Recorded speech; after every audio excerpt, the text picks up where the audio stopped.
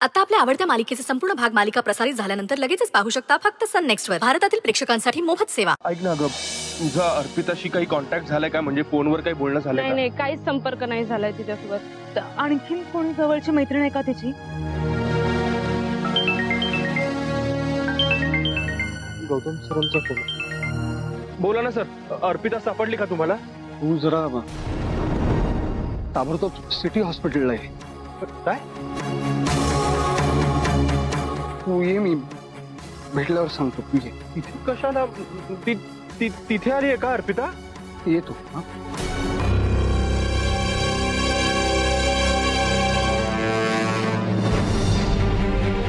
काय झालंय? गौतम सरांचा फोन होता, आपल्याला ताबडतोब हॉस्पिटलमध्ये बोलवलं. काय?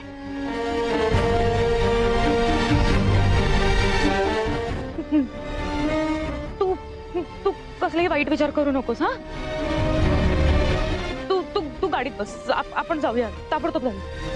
हे बघ, तुला काही कळलं ना तर आम्हाला लगेच कॉन्टॅक्ट कर. हा, हो, चल चल चल.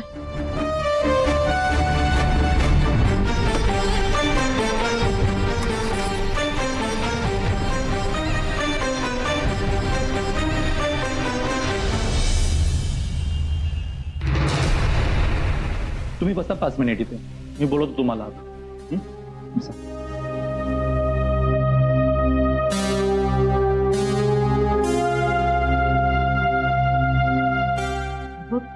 काही वाईट घडायचं असेल तर ते घडतच. तू धीर सोडू नकोस. हा गौतम. युवराज, काही होणार नाही, मन शांत ठेव. हे बघ, देव आहे आपल्या पाठीशी. हा, ही बोलते नाही बाई, आणि जे काही घडलंय ते हिच्याचमुळे. अगं काय चाललंय? कुठे आलोय आपण? काय बोलताय तुम्ही? बास ना, आत्ता इथे नको ना हा विषय. तू शुभदाची वाट बघतोयस आणि सगळं विचित्रच घडतं. अगं बास. नाही, ती अर्पिता नसणार. युवराज, हे बघ, थोडं प्रॅक्टिकली बोलतोय. तू राग मानू नकोस. जे काही घडलं असेल ते आपल्याला स्वीकारावं तर लागणार आहे. माझं मन मला सांगतं, ती अर्पिता नसणार.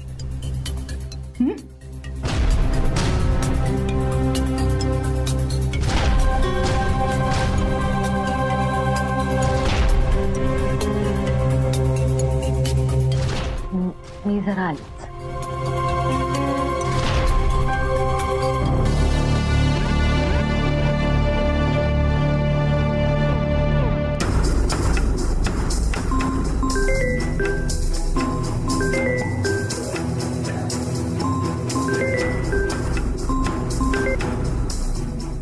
हा माया, बोल. का फोन केला? तू अर्पिताचं काय केलंय? खूप त्रास देत होती ती. तिचा बंदोबस्त केला. अरे तर प्लीज, मला ना थोडं रिलॅक्स व्हायचं आहे. आपण नंतर बोलूया. Okay, bye. हॅलो.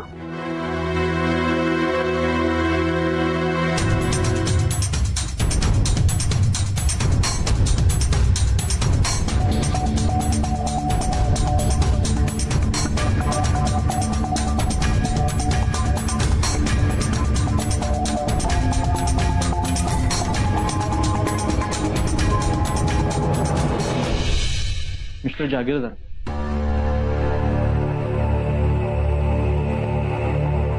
तुम्ही आणि तुमच्या मुलीचे मिस्टर, तुम्हीच फक्त आतमध्ये येऊ शकता.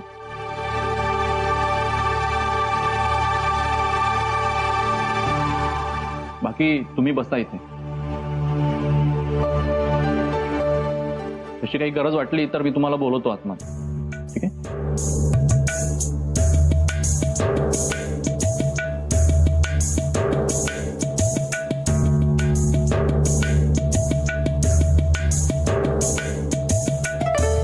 युवराज,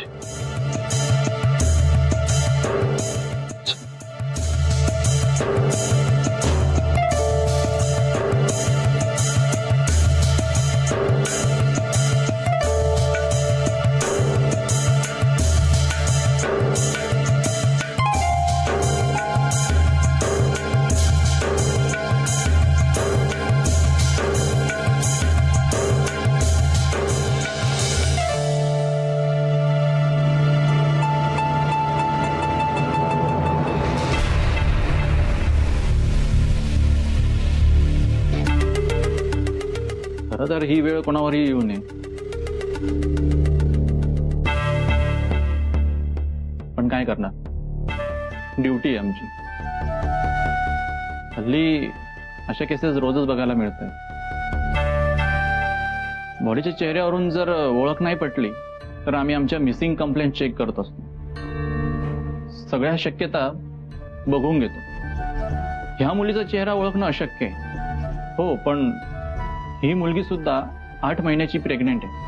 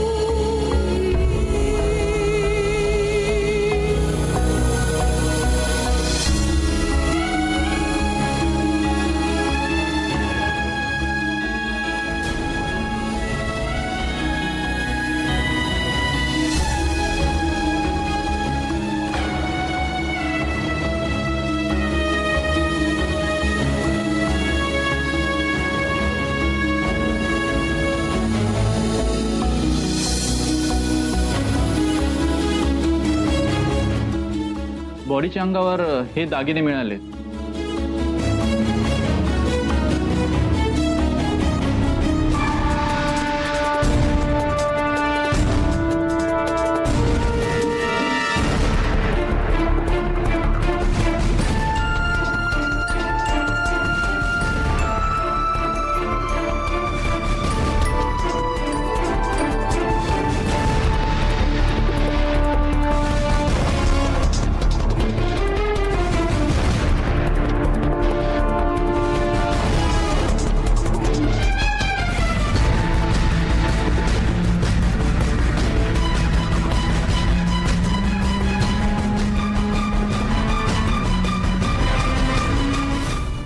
नाही,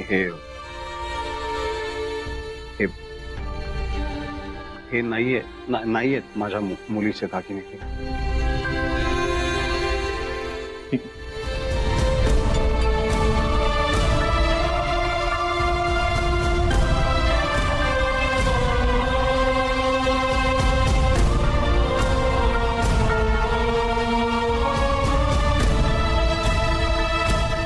अरे बोल ना युवराज.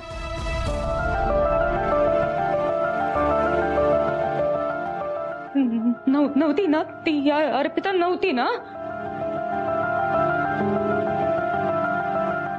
नाही,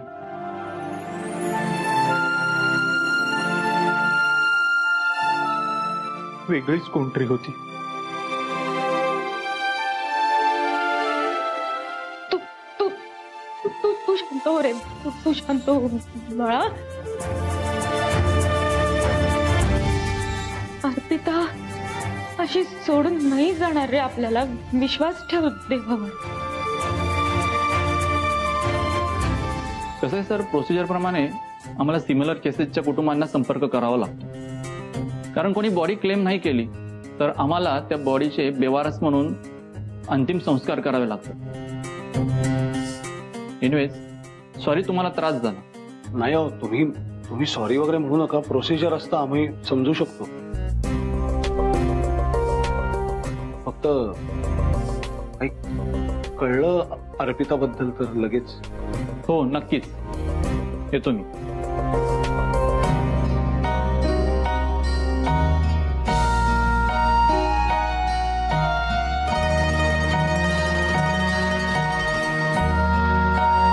ती मुलगी तिथे बिचारी, ती पण प्रेग्नेंट होती.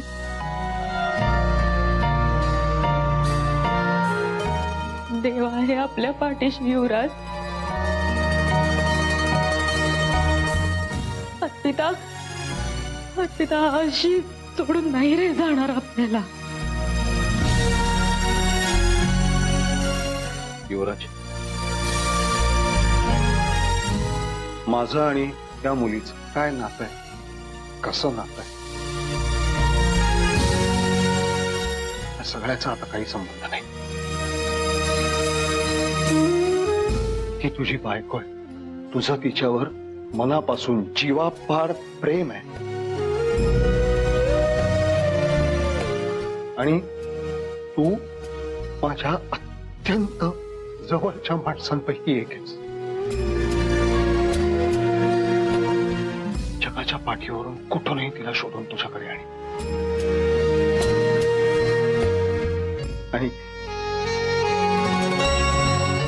मला त्या बाळाचा ताबा हवाय किंवा तिच्या पोटी शुभी आहे वगैरे म्हणून नाही, खरंच नाही.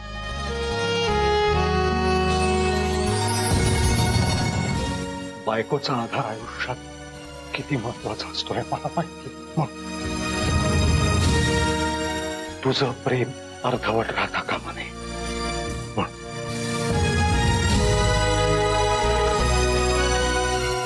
ती स्वतःहून पळून गेलीये, घर सोडून गेलीये का तिला कोणी पळवलंय, काही असो, तिला सुखरूप परत घेऊन ये.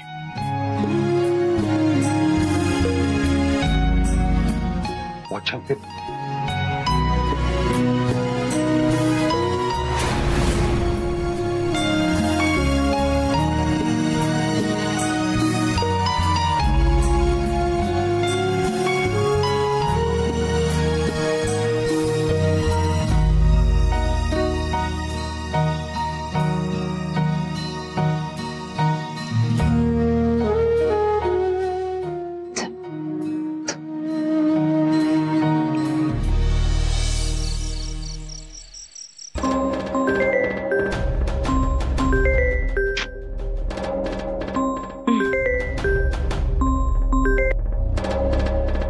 झालं, परत का फोन लावलाय?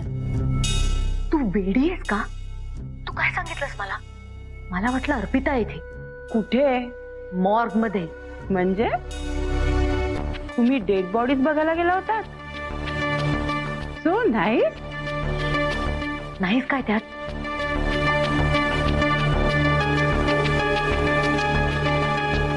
मी इथूनच तुला फोन केलाय हे विचारायला, तू अर्पिताचं काय केलंस?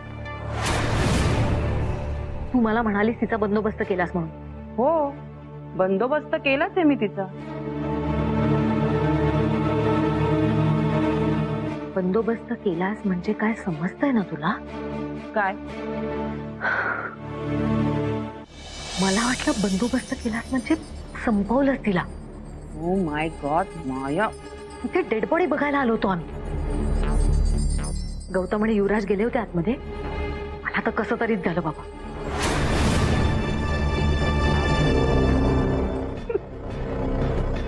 वाव. म्हणजे गौतम आपल्या पोरीसाठी नाही नाही नाही नाही पोरीसाठी नाही, तिच्या बाळासाठी वणवण भटकतो. I am so happy Maya. Really so great.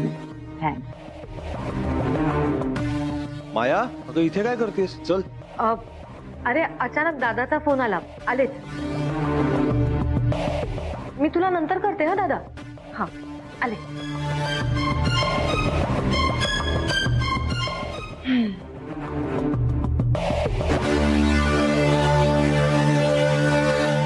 कोणीतरी आहे जो हिला बाहेरून मदत करतोय.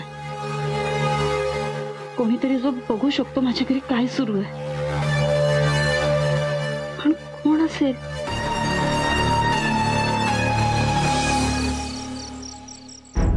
कुठे गेला होतात तुम्ही? मला काही सांगणार आहात का? काही कळलं का तिच्याबद्दल? बस बस बस. हे बघ, आम्ही सगळे तिची काही माहिती मिळते का हेच बघायला गेलो होतो. ती कुठे सापडते का हेही बघितलं, शोधलं आम्ही, पण काही नाही हाती लागलं. पण काहीतरी कळेल लवकरच.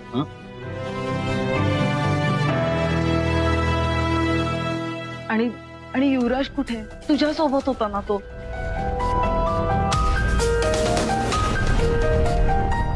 आला का नाहीये? कुठे आहे?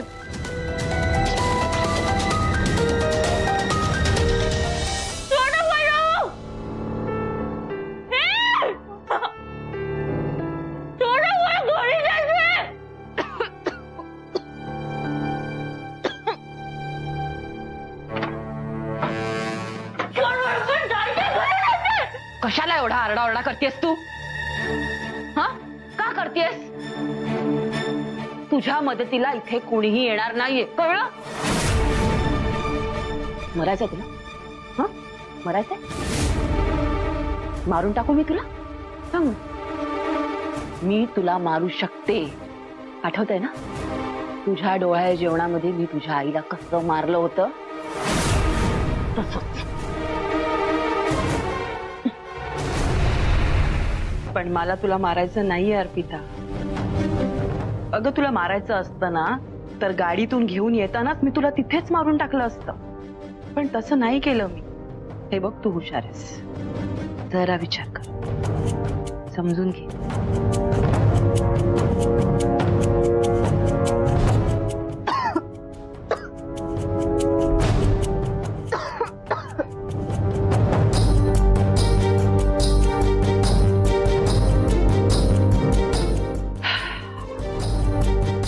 जरा शांतपणे विचार कर. मी तुला आता 2 महत्वाच्या गोष्टी सांगेन. ते ऐकल्यानंतर तुला समजेल की तू इथून कुठेही पळून गेलीस ना तरीही तुला जवळ घेणारं, तुझी वाट पाहणारं कोणीच नाहीये. चुकतेस तू. माझ्या घरचे सगळेच माझी वाट बघताय. असा नवरा, माझी मावशी, आजी, बाबा सगळेच. तू मला इथे कोंडून ठेवलेस त्यामुळे जर तुला वाटत असेल ना तू माझ्या बाबांना ब्लॅकमेल करू शकतेस, त्यांना घाबरवू शकतेस, तर एक गोष्ट लक्षात ठेव. माझे बाबा नाही घाबरत तुला. एक वेळ माझ्यासाठी नाही येणार, माझ्या बाळासाठी ते नक्की येतील. कारण माझ्या पोटात जे बाळ आहे ना ती त्यांची शुभदा आहे.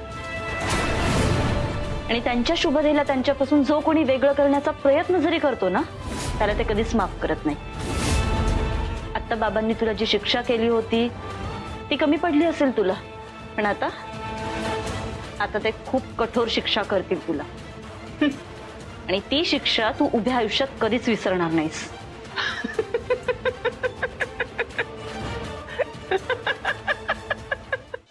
हो, असं होईल?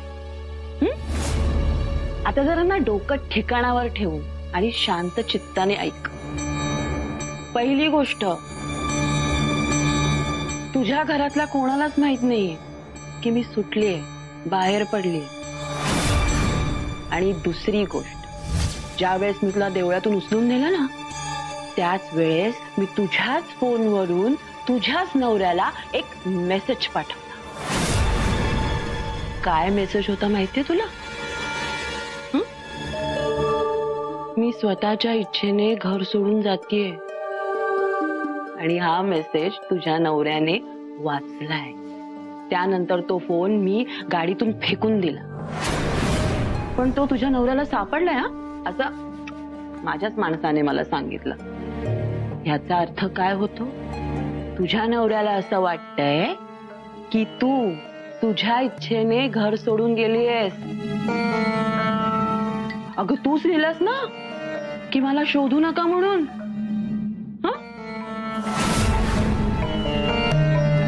मग आता मला सांग, तुला कोण शोधेल? तुझी आजी. फार धावपळ करू शकत नाही ती आता. आणि तुझा नवरा शोधून शोधून थकलाय ग तुला. आणि तुझा बाप ऐकायचंय तुला? तो काय बोलला ते? थांब, ऐकवतेच.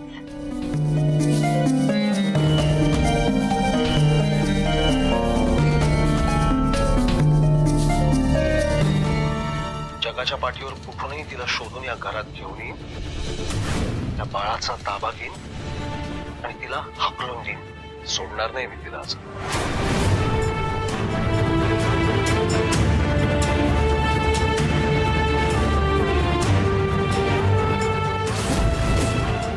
ऐकलं काय बोलला गौतम? अगं अर्पिता, गौतमला फक्त हे बाळ हवंय. तू त्याच्या हाती जरी लागलीस ना तरी देखील बाळ जन्माला येईपर्यंतच तो तुझा सांभाळ करेल. त्यानंतर तो तुला हकलून देईल. तो तिरस्कार करतो ग तुझा. तुझ्यावर कधीतरी प्रेम केलं का ग त्याने?